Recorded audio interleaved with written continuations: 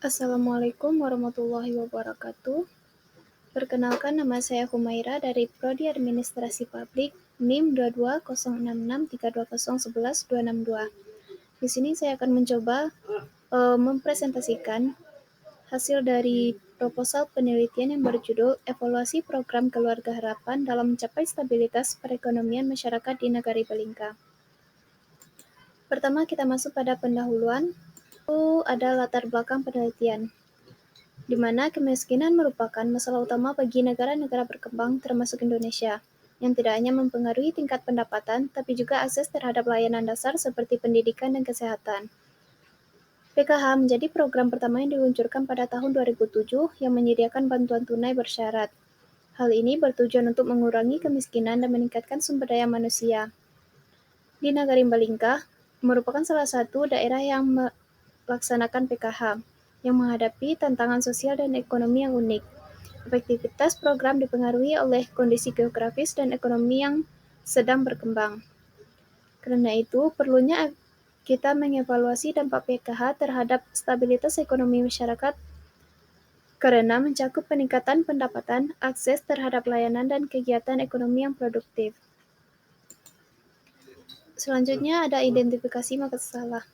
Pertama, ada kemiskinan struktural di Indonesia masih menjadi permasalahan mendasar yang memerlukan solusi berkelanjutan.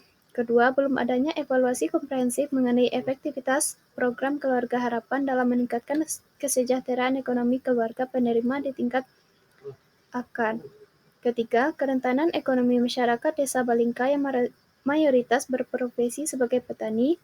Keempat, belum adanya analisis mendalam mengenai dampak PKH terhadap berbagai aspek kesejahteraan ekonomi keluarga. Yang kelima, belum adanya ketidakpastian efektivitas program PKH dalam memutus mata rantai kemiskinan antar generasi. Dan yang terakhir, yaitu belum adanya bukti empiris yang dapat dijadikan dasar perbaikan dan penyempurnaan program PKH di masa mendatang. Selanjutnya, rumusan masalah. Berdasarkan latar belakang yang telah diuraikan sebelumnya, ada 3 rumusan masalah yang akan dijelaskan. Yang pertama, ada bagaimana dampak program Keluarga Harapan terhadap stabilitas ekonomi rumah tangga keluarga miskin di Nagari Balingka. Yang kedua, apa saja faktor pendukung dan penghambat dalam implementasi program Keluarga Harapan di Nagari Balingka.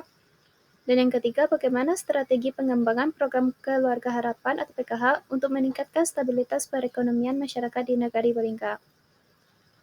Tujuan dari penelitian ini yang pertama yaitu ada tujuan umum. Penelitian ini bertujuan untuk mengevaluasi program Keluarga Harapan dalam mencapai stabilitas perekonomian masyarakat di Nagari Balingka. Yang kedua, tujuan khusus, yaitu mengukur kontribusi program Keluarga Harapan terhadap stabilitas perekonomian masyarakat di Nagari Balingka. Yang kedua, mengidentifikasi faktor pendukung dan penghambat dalam implementasi program Keluarga Harapan. Yang ketiga, merumuskan strategi pengembangan program Keluarga Harapan untuk meningkatkan stabilitas perekonomian di Nagari Balingka. Kita masuk pada permasalahan kedua, yaitu ada tinjauan pustaka. Teori dan indikator yang digunakan. Program bantuan sosial bersyarat.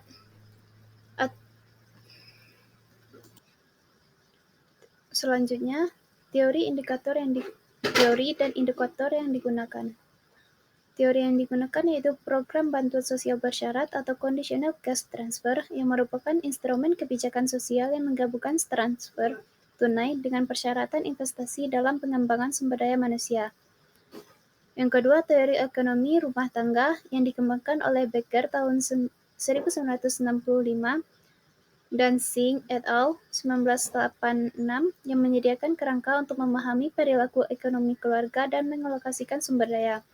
Yang ketiga, evaluasi program merupakan proses sistematis untuk menilai efektivitas, efisiensi, dan dampak suatu program. Stabilitas perekonomian masyarakat mengacu pada kondisi di mana individu dan keluarga mampu mempertahankan tingkat kesejahteraan ekonomi yang berkelanjutan meskipun menghadapi berbagai guncangan internal dan eksternal. Menurut Blanchard et al. 2017, stabilitas ekonomi mikro tercermin dari kemampuan rumah tangga untuk mempertahankan pola konsumsi yang konsisten, mengakses layanan keuangan formal, dan memiliki ketahanan terhadap risiko ekonomi. Indikator stabilitas perekonomian dapat diukur melalui berbagai dimensi yang saling terkait. Yang pertama ada dimensi stabilitas pendapatan yang mencakup keteraturan penerimaan penghasilan, diverifikasi sumber pendapatan, dan kemampuan memprediksi arus kas keluarga. Yang kedua, dimensi stabilitas konsumsi yang diukur dari kemampuan keluarga untuk mempertahankan pola konsumsi dasar tanpa mengalami fluktual yang signifikan. Yang ketiga, dimensi akses terhadap layanan keuangan formal yang mencakup kepemilikan rekening bank, akses terhadap kredit, dan partisipasi dalam program asuransi. Yang keempat, dimensi ketahanan ekonomi yang diukur dari kemampuan keluarga untuk memulihkan dari guncangan ekonomi dan mempertahankan tingkat kesejahteraan umum. Yang ketiga, metode penelitian. Yang pertama ada jenis penelitian. Penelitian ini menggunakan pendekatan mixed method dengan desain explanatory sequential, yaitu kombinasi antara metode kuantitatif dan kualitatif yang dilakukan secara berurutan.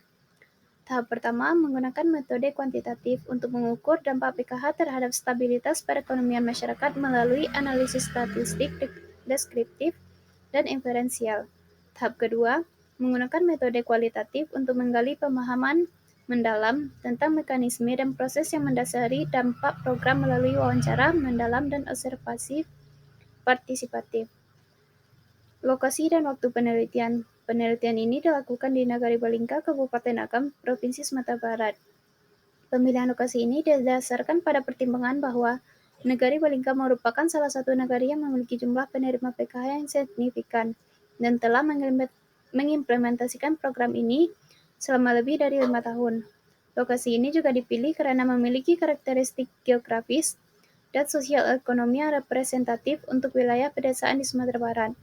Waktu penelitian dilaksanakan selama 6 bulan, yaitu dari bulan Maret hingga Agustus 2026.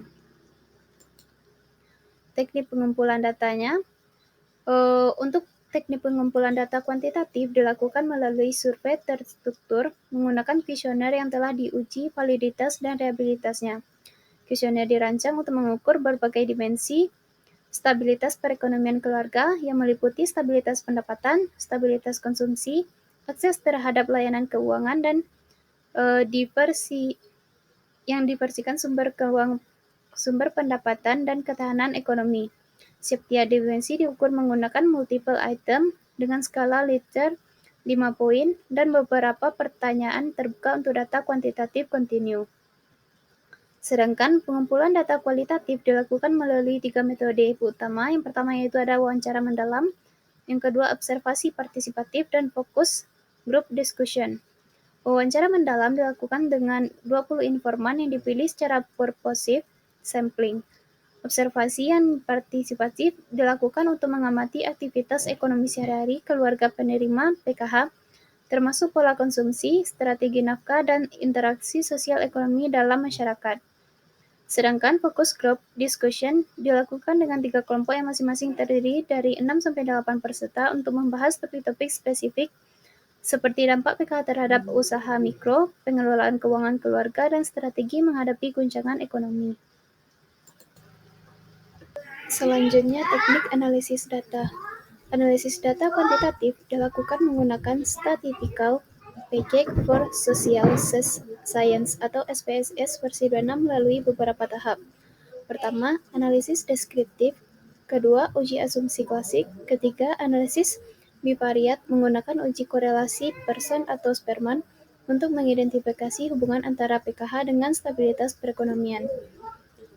Analisis data kualitatif menggunakan pendekatan tematik analisis yang dikembangkan oleh Brown dan Clare dengan bantuan software.